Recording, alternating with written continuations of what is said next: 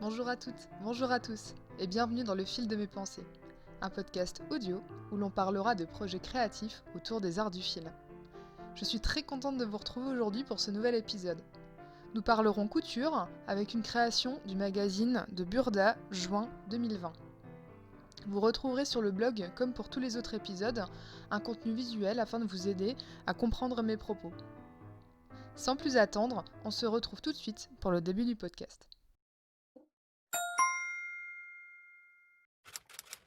Présentation du modèle. Alors pour ce nouveau projet, j'ai décidé de coudre une combinaison du dernier magazine de Burda. Donc c'est le numéro 246, donc c'est le numéro de juin 2020. Donc j'espère ne pas m'être trompée dans la présentation en vous disant le numéro de mai 2020. Alors je pense avoir fait peut-être le lapsus parce que j'ai cousu il y a quelques temps de ça une robe issue du magazine de mai 2020. Donc c'est une robe que j'aime beaucoup porter et dont je suis contente des ajustements. En revanche, j'ai dû beaucoup tâtonner pour réaliser ces ajustements et j'ai dû aller jusque 2 à 3 toiles pour obtenir le résultat que je désirais. Donc j'avais pris beaucoup de notes à ce moment-là et j'avais envie de rapidement refaire un nouveau modèle Burda pour pouvoir retester ces ajustements et surtout faire essayer de trouver une gradation et des ajustements plus efficaces, que je puisse aller plus rapidement à la couture du modèle final finalement. Et donc en achetant le magazine de Burda, celui de juin 2020, donc celui de ce mois-ci, si vous écoutez le podcast à sa sortie, donc la combinaison, le haut de la combinaison m'évoquait très fortement le modèle de la robe que j'ai cousue en fait. Et donc je me suis dit que ça pouvait, donc il y avait de fortes chances que le buste ait été modifié légèrement pour créer la combinaison. Et donc je me suis dit que ça pouvait être l'opportunité de mettre ce que j'avais appris en pratique pour coudre la robe et donc de le remettre directement donc en application avec cette combinaison. Donc cette combinaison c'est le modèle numéro 101 et et donc ce numéro 101 a la particularité de se retrouver en fin du magazine dans la partie workshop. Donc c'est pas mal parce que donc en fait il y a un pas à pas qui est illustré pour ce modèle. Donc étant donné qu'il y a des explications qui sont assez détaillées et qu'on a des schémas pour chaque étape, clairement les instructions sont assez faciles à suivre. En revanche, il y a eu une erreur comment on peut dire ça, sur la légende pour les traits de gradation en fait. Donc c'est marqué que le patron est tracé en noir planche C pièce 1 à 6, donc ça il n'y a pas de souci. Par contre en fait il y a les petites lignes qui indiquent taille 34 c'est fait par des petites croix, taille 36 par des petits ronds, etc. Donc là en fait il y a eu un souci, ils se sont trompés.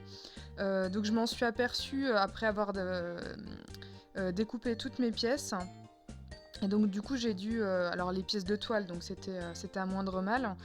Et donc il y a eu un souci à ce niveau-là. Donc par contre, ce souci de décalage n'existe que dans le workshop. Par contre, si vous regardez le modèle 102, qui est sur la même base que le modèle 101, les lignes sont justes. Donc je vous conseille de vous référer à ces lignes-là si vous décidez de coudre la combinaison. Donc la combinaison 101 a plusieurs détails très sympathiques. Donc le premier visuellement qu'on remarque c'est le nœud à la taille, mais vous avez également un système de fermeture par bride au niveau du dos et une ceinture élastiquée dos et devant. Donc la ceinture élastiquée dos est visible, par contre la ceinture élastiquée devant est cachée par le nœud. Donc ces élastiques ne sont pas là que pour un aspect visuel, ils sont également censés nous aider à enlever la combinaison au cours de la journée et puis bien évidemment le soir lorsqu'on l'enlève.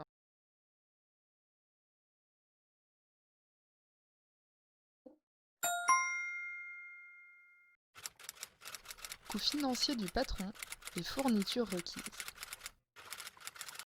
Alors, en ce qui concerne le coût financier du patron et les fournitures requises par le modèle, Donc déjà, la toute première chose, c'est le patron. Donc le patron, je l'ai trouvé dans le dernier magazine. Donc ce magazine est disponible à la vente actuellement pour 6,50 €. Donc je pense que si vous écoutez ce podcast un peu plus tard, ce modèle peut être, le magazine peut encore être acheté sur le site de Burda. Et si c'est pas le cas, il est possible que ce modèle existe en version PDF pour 5 €. Donc je vous invite à aller regarder le site de Burda. En ce qui concerne les fournitures, autres que le patron, j'ai utilisé des chutes de viscose pour le haut du vêtement. Donc je dirais une soixantaine de centimètres parce que je n'ai pas respecté le droit fil. Et également un reste de crêpe noire, un crêpe noir élastane. Donc c'est un petit peu difficile à quantifier en termes de fourniture de tissu puisque c'est des restes. Donc le crêpe m'avait coûté 5 € les 3 mètres et le coupon de crêpe de viscose m'avait coûté de mémoire 15 ou 20 € les 3 mètres. Donc je pense qu'on peut dire qu'approximativement j'en ai eu pour un peu moins de 10 € de tissu quoi. Pour ce qui est des autres petites fournitures, donc il m'a fallu un petit peu moins de 74 centimètres d'élastique. Et également donc un petit bouton pour la bride d'eau. Et donc ça c'est pour les fournitures prévues par le modèle. Et donc uniquement pour moi, parce que j'ai fait un petit ajustement, j'ai utilisé une fermeture éclair de 20 centimètres.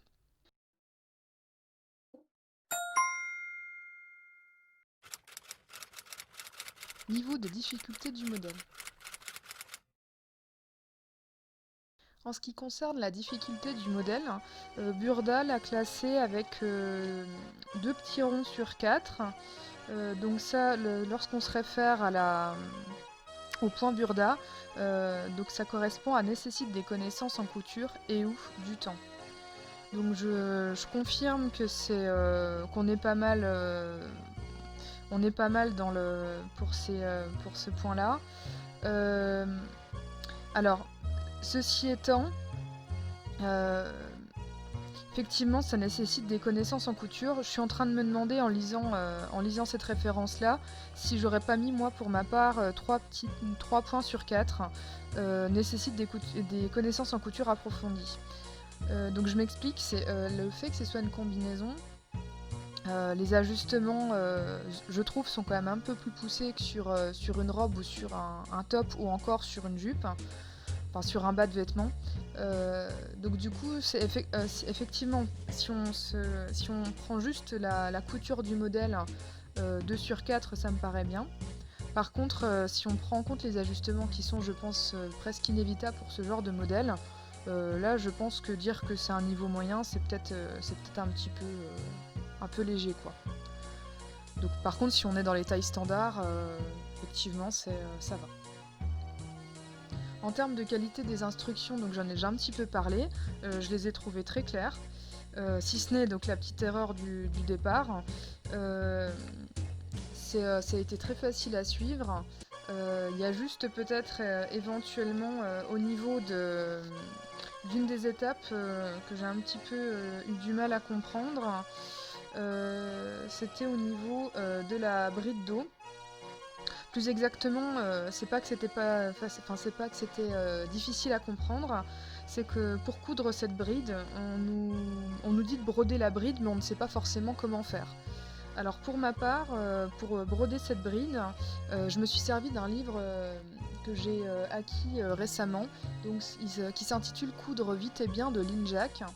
Donc c'est un livre qui reprend plein de techniques de couture et on nous apprend en fait pour chaque technique de couture, on nous apprend à faire les choses de façon très détaillée. Donc je me suis servi de ce livre-là pour réaliser une bride. Et donc j'ai notamment appris à réaliser une bride à la main avec un point perlé. Donc c'est une technique qui est assez chouette, le rendu esthétique est très sympa. Alors par contre, clairement, c'est bien qu'on a une seule bride à faire. Par contre, si j'en avais eu une dizaine à faire, je pense que je serais repassée à une bride en tissu qui est quand même beaucoup plus rapide à faire. Les ajustements apportés au modèle. En termes d'ajustement apporté au modèle à présent, donc je le comparais en début de podcast à la robe que j'ai cousue dans le magazine de mai 2020. Donc autant pour cette robe-là, j'avais dû faire 2 ou 3 toiles, peut-être même 4, je sais plus, mais enfin, en tout cas, il y avait eu beaucoup d'ajustements. Clairement, là je pense que j'ai un peu plus tapé dans le mille, je suis bien contente de moi.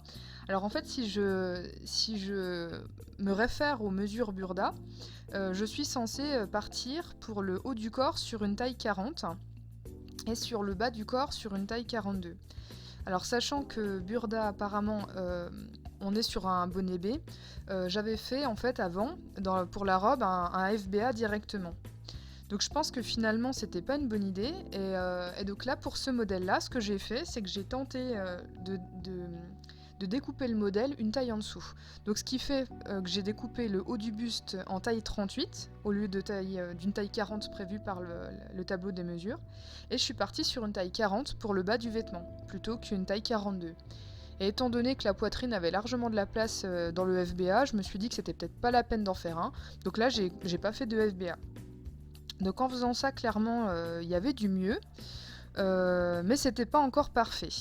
Alors ça, je m'en doutais un petit peu parce que je suis très petite. Pour le modèle là, c'était une stature de 168 cm pour taille 38, taille 40. Moi, je suis sur une stature d'1,58 m, donc 10 cm en dessous. Et donc j'avais enlevé déjà au départ 1 cm au niveau des bretelles et 1,5 cm au-dessus de la taille pour le corsage. Et avec cet ajustement de stature là, c'était pas encore suffisant. J'avais un excès de matière juste au-dessus des seins. Et donc en fait j'ai dû retirer 3,5 cm à ce niveau-là. Donc en fait au total sur le corsage j'ai enlevé 6 cm. Donc je vous cache pas que quand j'ai enlevé ça sur la toile, j'ai eu un peu peur pour le résultat final. Je pensais que c'était moi qui avait fait un étirement du tissu de la toile. Enfin je pensais que ça faisait beaucoup finalement. Et donc bah non, en fait dans la version finale il s'avère que c'est ce qu'il fallait. Donc j'ai enlevé ces 6 cm là sur le devant et sur le dos. Et je vous ai mis un petit... Enfin j'ai fait un schéma, je vous le mettrai sur le blog. Et par contre, bizarrement, pour le pantalon, j'ai pas eu besoin de retirer des centimètres. J'ai même eu besoin d'en rajouter en fait. Parce que ce que je vous ai pas dit en présentation, c'est que cette combinaison, elle est prévue pour une longueur 7/8. Alors une longueur 7/8, ça doit être super joli pour beaucoup de personnes, mais sur moi, c'est une longueur qui est... On a juste l'impression en fait que le pantalon me va aux fraises, donc c'est pas très heureux. Donc ce que j'ai fait, c'est que j'ai rajouté 5,5 cm pour faire une longueur classique, quoi. Donc en fait, j'ai rajouté ça et il n'y aurait pas fallu moins parce que j'ai juste fait un ourlet rouloté pour que la longueur soit idéale. Donc en fait, techniquement, il aurait peut-être même fallu que je rajoute encore quelques centimètres pour pouvoir faire un ourlet, si j'avais voulu faire un ourlet. Donc ça va que mon fil de surjeteuse était noir et que mon tissu était noir aussi. Donc ça c'était pour les ajustements de stature. Donc maintenant j'ai fait d'autres petites modifications, donc en lien cette fois-ci avec ma morphologie. Donc je vais quand même vous les détailler parce que si par hasard vous avez une morphologie proche de la mienne ou tout bêtement une caractéristique physique similaire à la mienne, vous serez peut-être bien contente de connaître ces ajustements-là. Donc en fait le dos et le devant déjà, donc sur le corsage, clairement c'est prévu pour si vous avez une taille qui est à peu près dans le même alignement que votre poitrine. Donc ça se voit visuellement sur le modèle parce qu'en fait entre l'échancrure de l'emmanchure et la taille, le patron a plutôt tendance à s'évaser. Alors que j'ai remarqué que sur les corsages qui ont tendance à être plus ajustés sur moi, c'est plutôt l'inverse. On a tendance à avoir cette ligne-là qui se resserre vers la taille. Donc je me doutais déjà au départ que ça allait pas forcément être idéal. Donc mon pressentiment était juste. J'ai dû retirer 3 cm au niveau de la ligne côté sur le dos. Et le dos du corsage, pardon, et le dos du pantalon. J'ai également enlevé 3 cm sur la ligne milieu dos du corsage. Alors là, c'est pas lié au fait que ma taille soit plus fine, c'est lié en fait au fait que j'ai un dos qui est très très cambré. Donc en fait, si je retirais pas ces 3 centimètres là, le dos gondolait et c'était vraiment pas heureux. Donc j'ai retiré 3 centimètres à ce niveau-là. Et en fait, j'ai mimé une pince, quoi, si vous voulez. Et j'ai été comme ça jusqu'au repère de fente. Donc si vous cousez ce modèle, vous le verrez, on peut pas le louper, c'est au milieu du dos.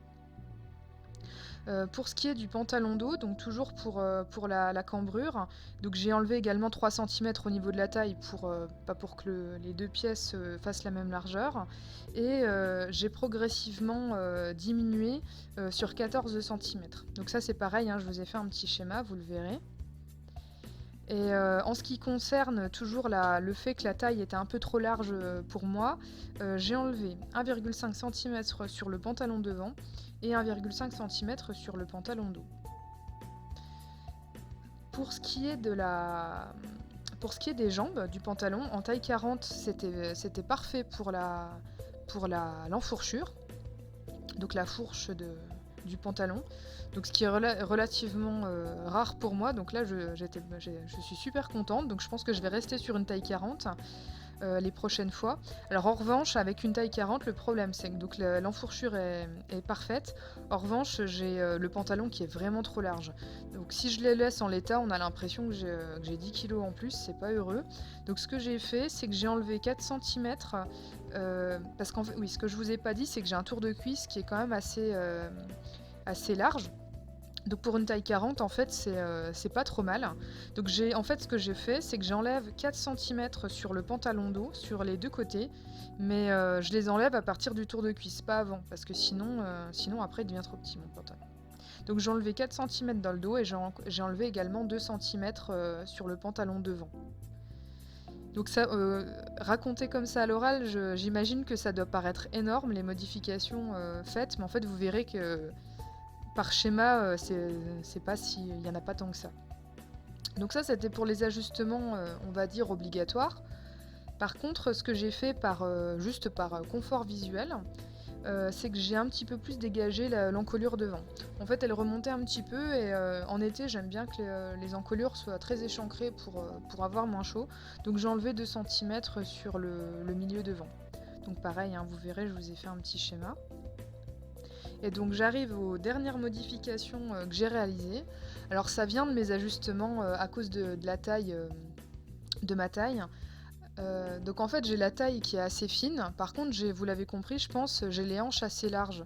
Et le problème, c'est que avec l'élastique, pour quelqu'un qui est fait dans un alignement plutôt une morphologie un peu en H, l'élastique c'est pas un problème parce que vos hanches elles vont passer quand vous enfilerez la combinaison.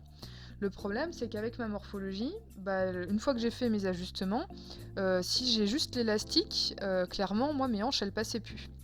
Donc ce que j'ai fait, c'est que j'ai rajouté une petite fermeture éclair qui part de l'élastique de taille jusqu'aux hanches à peu près. Donc en fait, cette petite fermeture éclair, elle permet juste d'ajouter ce qu'il faut pour que mes hanches passent au moment d'enfiler la combinaison. Et donc en rajoutant ça, mes hanches pouvaient passer. En revanche, il y a quelque chose qui était vraiment pas pratique sur la toile, et que je vous invite d'ailleurs à tester aussi si vous faites cette combinaison, c'est qu'en fait la combinaison s'enfile donc via l'élastique, mais également en enlevant la bride qu'il y a dans le dos. Alors c'est vrai que ça, pour l'avoir fait sur la toile, ça passe, il n'y a pas de souci, on peut enfiler la combinaison. Par contre, personnellement, moi, remettre la bride dans le dos, c'est juste impossible pour moi. Donc pour la toile, j'ai demandé à mon mari de remettre la bride, et je lui ai aussi demandé de l'enlever, mais franchement, c'était quelque chose que je me voyais pas faire 36 fois dans la journée en allant aux toilettes. Donc ce que j'ai fait pour la version finale, en plus de la fermeture éclair, c'est que j'ai rajouté en fait une bande de bouton pression au niveau des bretelles. Donc de cette façon-là, du coup, pendant la journée, je peux enlever très facilement les bretelles avec la bande de bouton pression. Et puis je peux faire passer mes hanches avec la fermeture éclair. Donc pour la fermeture éclair, il n'y a pas de modification du patron à prévoir. Et pour ce qui est de la bande de bouton pression, donc moi les miennes elles font 1 cm de diamètre à peu près, j'en ai rajouté 3 sur la largeur de l'épaule. J'ai rajouté tout simplement une bande de 1,5 cm de largeur au-dessus en fait du corsage dos et du corsage devant, et pour être sûr que cette bande de bouton pression ne soit pas tout le temps déformée, je l'ai thermocollée. Voilà pour les modifications apportées.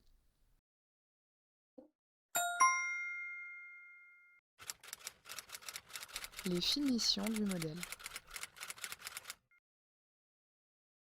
Alors, en ce qui concerne les finitions du modèle qui sont proposées dans le magazine. Donc les premières sur lesquelles on peut s'apesantir, c'est sur les devants, donc le fameux lien à nouer au niveau de la taille.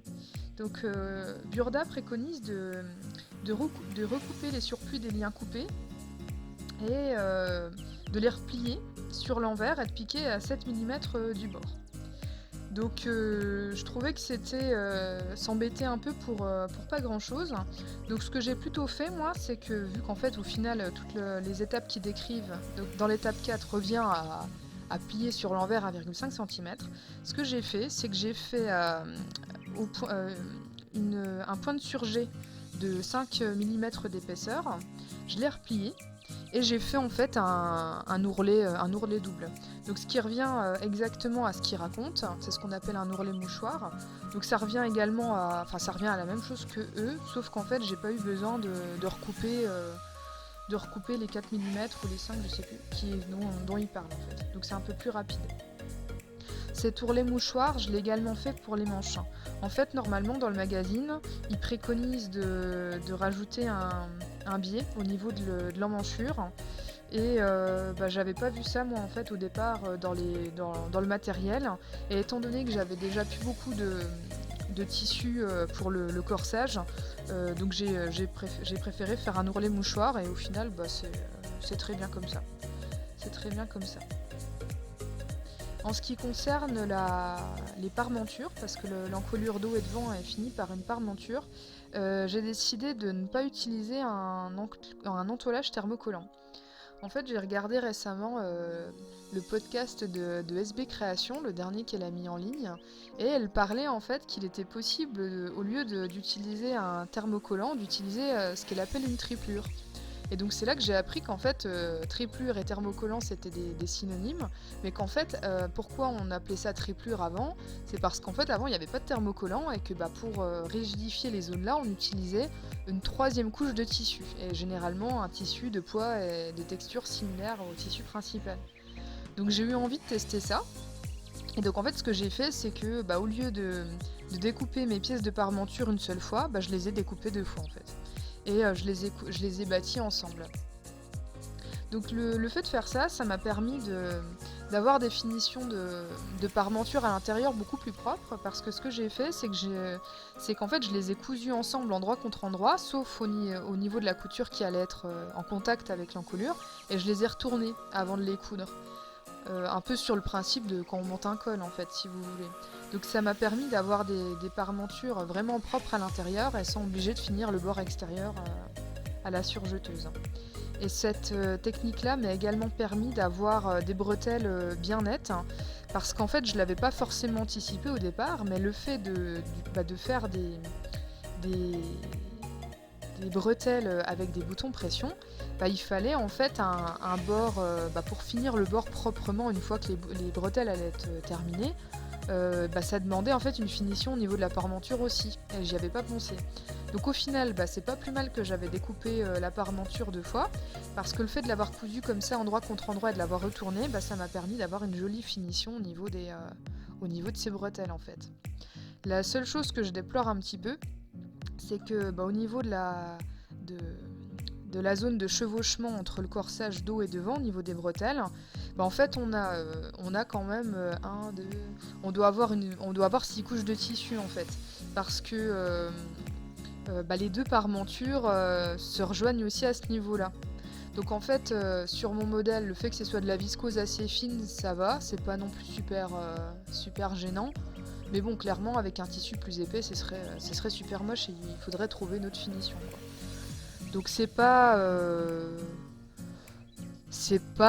méga esthétique, mais c'est pas non plus méga moche, quoi. Et puis au moins j'ai mes bretelles, quoi. Donc la dernière chose que j'ai oublié de vous dire au niveau des bretelles, c'est que, donc, parce que là j'ai pu mettre la combinaison un petit peu. Euh, Non, en fait, je vais peut-être pas vous le dire maintenant. Je vais peut-être le garder pour plus tard, là, ce que je vais vous dire. Donc pour terminer avec les finitions du modèle, donc le reste du modèle est terminé avec un surjet. Donc même l'ourlet, hein, je l'ai réalisé donc avec un surjet. Et donc la dernière chose, c'est qu'au niveau du lien noué, alors j'ai fait une bêtise, vraiment une bêtise débile quoi, j'aurais pu y penser avant. En fait la viscose que j'ai utilisée, donc elle est noire avec des fleurs rouges sur l'endroit, mais en fait sur l'envers elle est blanche. Et j'avais complètement occulté ce détail, mais lorsqu'on fait le nœud sur le devant, bah en fait le nœud il tourne quoi. Donc je vous mettrai une photo si j'y pense, mais bah concrètement je pensais que ça allait le faire, mais en fait en faisant un premier jet de photo, clairement lorsque le nœud il tourne c'est moche quoi. Donc ce que j'ai fait finalement c'est que parce que j'avais plus assez de viscose noire à fleurs rouges, j'ai repris en fait le crêpe que j'ai utilisé pour le pantalon et j'ai découpé en fait une nouvelle fois les nœuds. Et je les ai cousus envers contre envers sur les nœuds existants en fait. Et donc le fait d'avoir fait ça, bah, au moins maintenant quand je mets le nœud, c'est plus choquant. Et c'est peut-être pas plus mal en fait finalement parce que d'avoir fait ça, le nœud a plus de poids. Et je trouve finalement aussi que quand on le noue, c'est plus joli.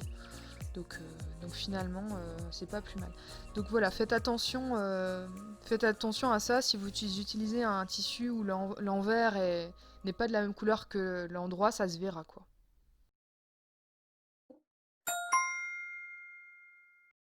Retour d'expérience sur l'utilisation de la combinaison au quotidien. Qu'on arrive au dernier point, donc qui concerne le retour d'expérience sur l'utilisation de la combinaison au quotidien. Donc pour l'avoir un petit peu porté, alors visuellement je suis consciente que c'est pas forcément les vêtements qui me vont le plus, parce que le fait d'avoir des hanches assez larges, clairement les pantalons c'est pas ce qui me va le mieux. Par contre c'est vrai qu'elle est clairement, je confirme, les combinaisons c'est super confortable, hein. Donc ça c'est niveau confort, je suis super contente. Alors pour mettre la combinaison c'est pas un souci. Au cours de la journée, il faut dire que je vais vraiment souvent aux toilettes moi, hein. J'y vais une fois toutes les heures minimum. Donc là c'est vrai que pour enlever la combinaison, au début c'était un peu compliqué. Donc finalement maintenant j'ai pris le coup de main, donc déjà je suis pas obligée d'enlever les deux bretelles, une seule suffit pour retirer la combinaison. Et donc ça, au début en fait ce qui est difficile c'est de récupérer la bretelle dans le dos. Mais en fait c'est comme de mettre un soutien-gorge, au début on a du mal et puis en fait après on prend le coup de main, bah là c'est un peu pareil quoi. Donc la première fois que je l'ai mis, la première journée j'ai un peu galéré, puis en fait depuis ça va. Donc ça je suis bien contente de ça. Et pour ce qui est de la petite fermeture éclair, là, j'en suis bien contente aussi.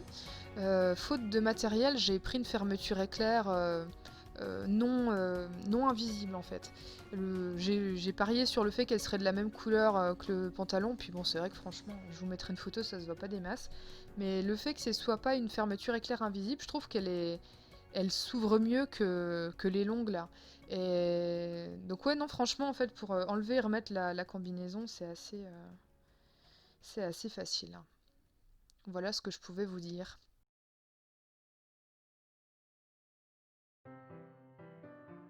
Bon bah cet épisode touche à sa fin, j'espère qu'il vous aura plu.